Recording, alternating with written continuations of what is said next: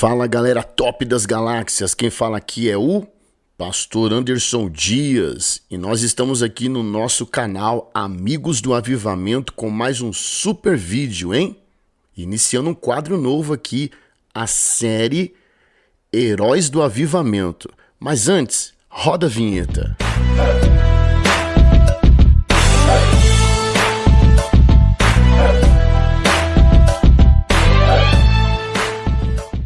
Estamos de volta aqui no nosso canal abençoado e eu gostaria de pedir que você estivesse curtindo esse nosso vídeo aqui, não se esqueça disso, se inscrevendo no nosso canal, que é muito importante, ativando as notificações aí para que sempre quando chegar um vídeo você ser avisado. E não esqueça de compartilhar esse vídeo para o máximo possível de pessoas, tá bom? Tamo junto, não esqueça do like aí também, que é muito importante. Tamo junto e vamos embora. Os Moravianos. Uma história de amor a Deus.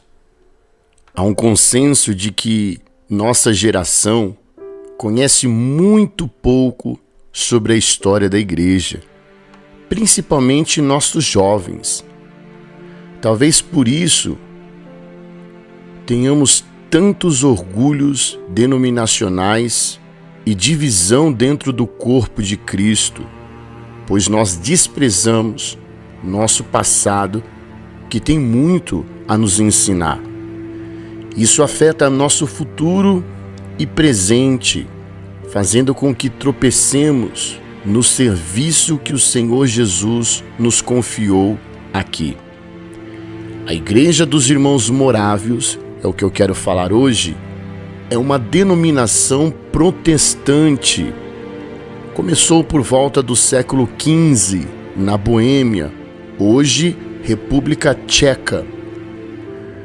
O seu nome oficial é Unitas Fratrum.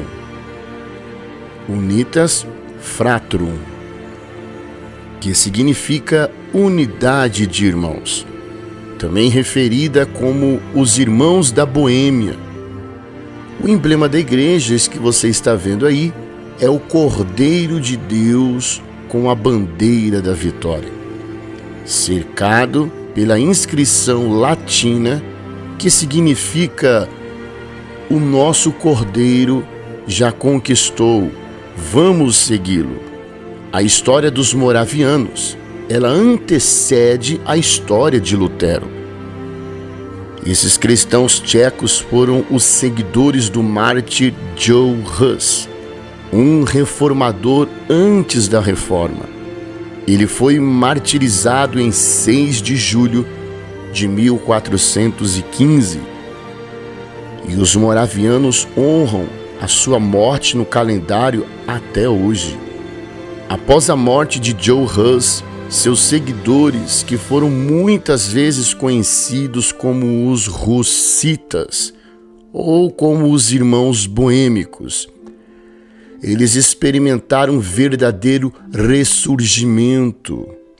Eles se reorganizaram no ano de 1457 e no tempo da Reforma havia entre 150 a 200 mil membros em 400 igrejas por toda a Europa Central.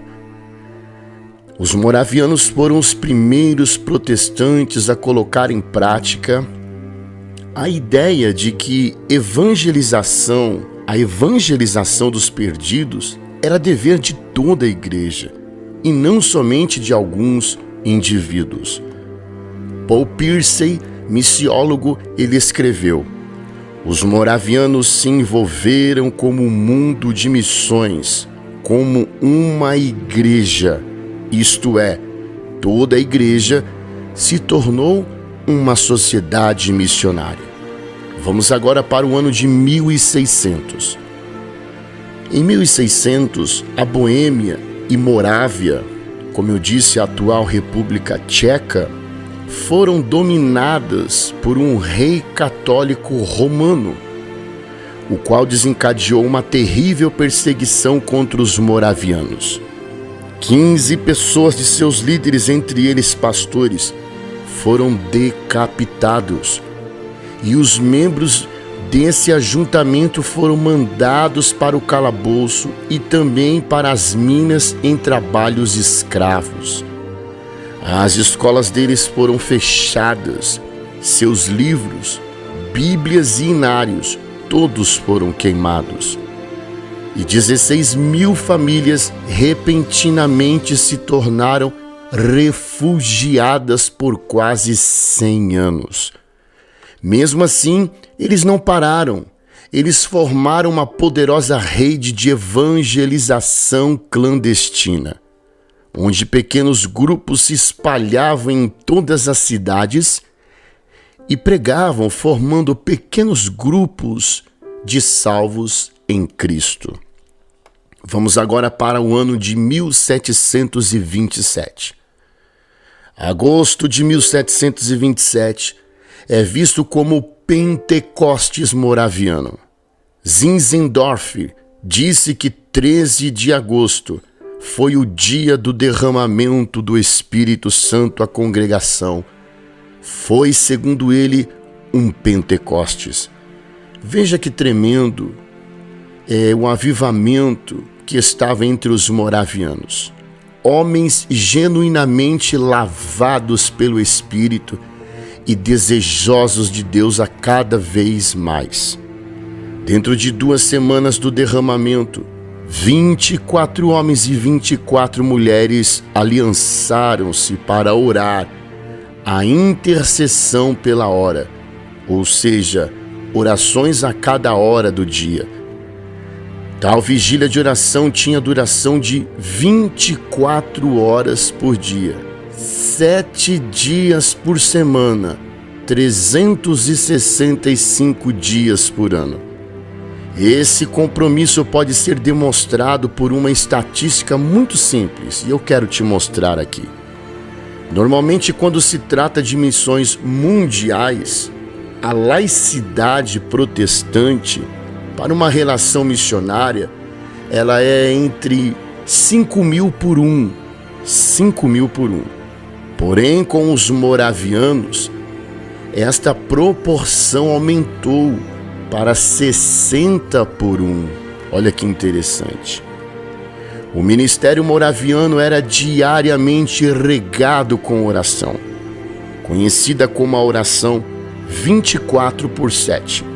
24 horas de oração em 7 dias consecutivos. Esta vigília que mencionamos teve a duração de 100 anos. Isso mesmo que você ouviu, 100 anos. Certa vez foi feita a seguinte pergunta a um moraviano: o que significa ser moraviano? E ele respondeu que ser um moraviano e promover a causa global de Cristo são a mesma coisa. Preste atenção nessa história que eu vou te contar aqui agora.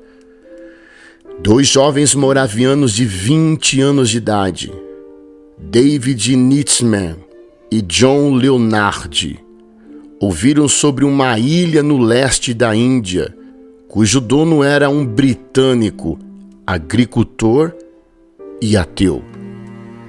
Este tinha tomado das florestas da África mais de 2.000 pessoas e feito delas seus escravos. Essas pessoas iriam viver e morrer sem nunca ouvirem falar de Cristo. Esses jovens fizeram contato com o dono da ilha e perguntaram se poderiam ir para lá como missionários. A resposta do dono foi imediata. Nenhum pregador e nenhum clérigo chegaria a esta ilha para falar essa coisa sem sentido que é Jesus. Então eles voltaram a orar, porque a resposta de tudo é a oração, e fizeram uma nova proposta. E se fôssemos a sua ilha como seus escravos para sempre? O homem disse que aceitaria, mas não pagaria nem mesmo o transporte deles. Então os jovens usaram o valor de sua própria venda para custear a sua viagem. No dia que estavam no porto, se despedindo do grupo de oração e de suas famílias, o choro de todos era intenso, pois sabiam que nunca mais veriam aqueles irmãos tão queridos.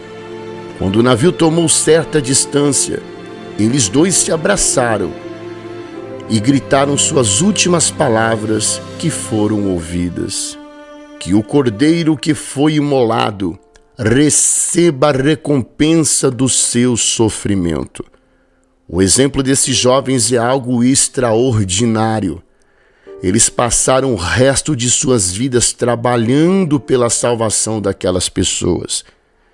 Eles levaram a sério o texto que está em Romanos capítulo 12, versículo 1. Apresenteis os vossos corpos em sacrifício vivo, santo e agradável a Deus. Vou lhe contar mais uma história muito forte dos moravianos, incluindo agora John Wesley. Serenidade em meio à tempestade. Lá em Marcos capítulo 4, verso 39. E ele, despertando, repreendeu o vento e disse ao mar: acalma-te. O vento se aquietou e fez-se grande bonança. A viagem do navio de Symons, da Inglaterra para os Estados Unidos, transcorria tudo normalmente.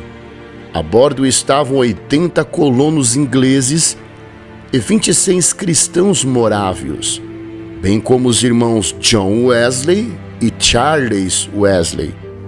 Os morávios praticavam uma forma simples e abnegada de cristianismo. John Wesley ficou impressionado com sua alegria radiante e a devoção profunda que eles tinham.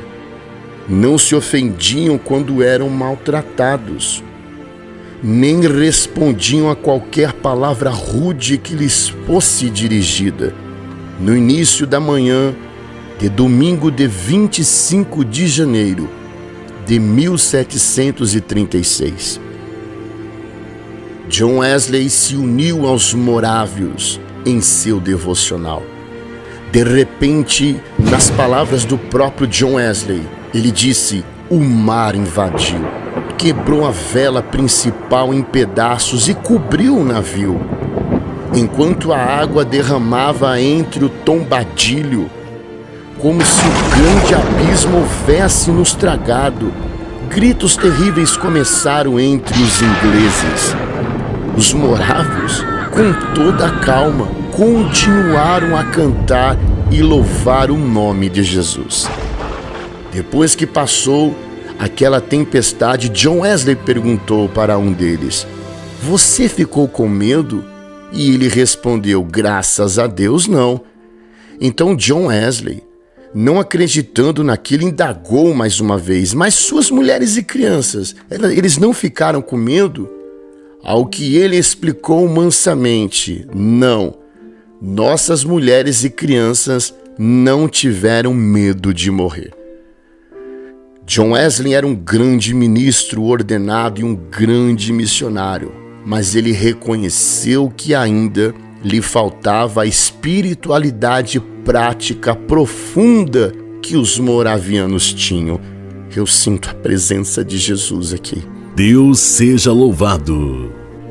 Como eles tinham uma confiança tão forte em Deus, ao ponto de permanecer absolutamente calmos durante uma tempestade que ameaçava lhes tirar a vida.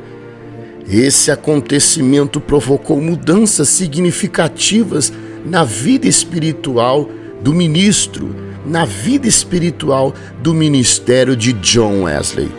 Mais tarde, quando chegaram à terra, o pregador morável Spangenbergen perguntou a John Wesley: você conhece a Jesus Cristo, pregador? Esta pergunta perturbou durante os 2 anos seguintes da sua vida. De regresso à Inglaterra, John Wesley procurou o pregador morável Peter Bunler, que lhe deu o célebre conselho: pregue a fé. Conseguir tê-la repetindo: pregue a fé até conseguir tê-la, e depois, porque já a tem, pregue a fé.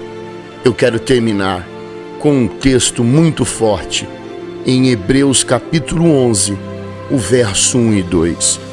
Ora, a fé é o firme fundamento das coisas que se esperam e a prova das coisas que não se veem, porque por elas os antigos alcançaram bom testemunho. Deus te abençoe, Deus seja louvado. Shalom.